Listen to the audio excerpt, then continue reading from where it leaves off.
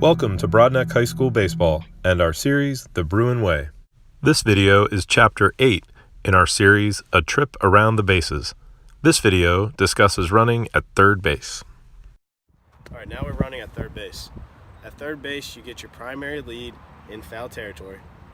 And your primary lead, the distance, is going to be the same length as the third baseman is standing away from third base. Our secondary lead, once we get to our primary lead, our secondary lead is no longer a shuffle like it was at second base. Our secondary lead here is a walking secondary lead. When we get to our primary lead, we walk into our secondary lead starting with our right foot, right, left, right. Our right foot hits the ground around the same time that the ball is entering the circle at home plate. How do we take our secondary lead? The timing of our lead. If the pitcher is in the stretch, once the pitcher comes set and begins to lift his leg is when we begin our right, left, right. If the pitcher is in the windup, we wait until he gets to the point where he begins to lift his leg. So our timing is the same. The difference is in the windup, we start our secondary lead later. Ground ball rules. When running at third base and there is nobody out, if the infield is back, we are going to score on all ground balls past the pitcher. The only one we do not run on is the ground ball hit directly at the third baseman. The ground ball must be past the pitcher to the shortstop, second base, first baseman for us to score on a ground ball with nobody out. If the infield is up and there's nobody out, we wait and we see the ground ball through the infield. That means the ground ball must go past the infielders before we score. That rule changes with one out. With one out, we run what's called the contact play. The contact play means we're going to score on all ground balls, regardless of where the ground ball is hit and regardless of where the infielders are positioned. If they are positioned in their normal depth or if they are positioned up, with the infield up.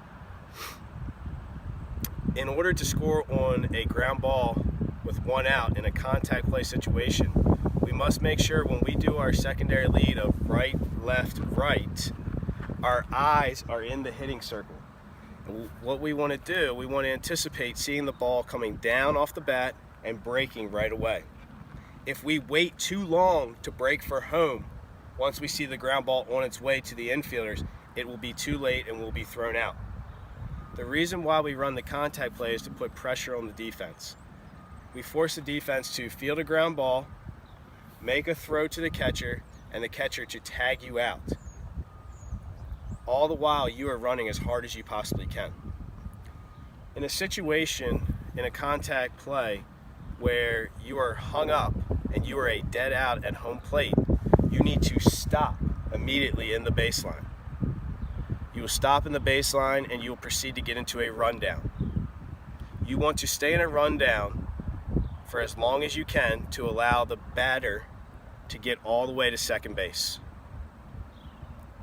Now, with running at third base on fly balls, we tag on all fly balls and all line drives, regardless of it being nobody out or one out.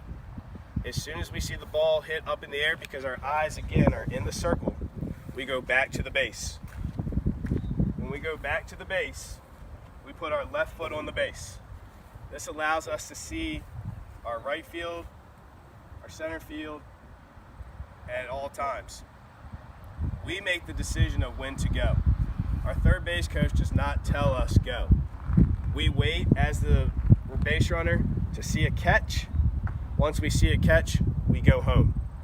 We do not want to wait and look at our third base coach because it takes too much time for our third base coach to see the catch and then to relay us the message of when to leave the base.